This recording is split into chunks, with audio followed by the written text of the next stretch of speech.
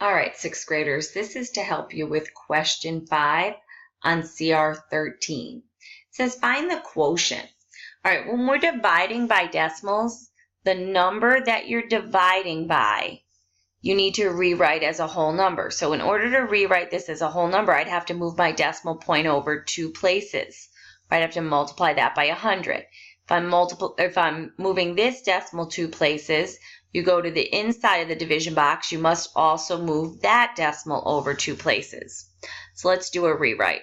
So this is really, we can do 6 into, once I move that decimal point over 2 places, that would be 52.2.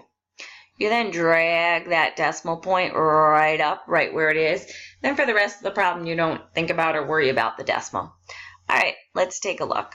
How many times does 6 go into 52? Because you first try 6 into 5, and you're like, oh, 6 will go into 5 0 times. I'm not going to write anything there. So then you say 6 into 52.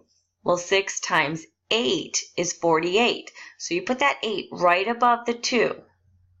8 times 6 is 48. Then you do 52 minus 48. That will be a 4. If you need, you could make that 5 a 4. Make the 2 a 12. 12 minus 8 is 4. Then you go ahead and drag down that 2.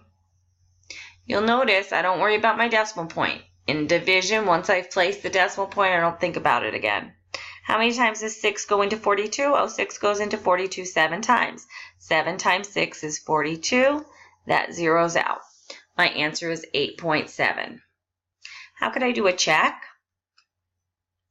Well, here's what my check could be. I could take my 8.7 and multiply it by 0.06 and hope to get 0.522.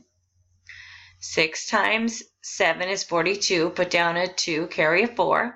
6 times 8 is 48, and 4 more is 52. Then you say, how many places over do I move this decimal point? 1 place. How many places over do I move this decimal point? 2 places. 1 place and 2 places means I have to move over 3 places. 1, 2, 3 places, and we get back to our original 0.522. So you could always just take your original and guess and check with each of your answers. I prefer to just do the long division. I hope that helps.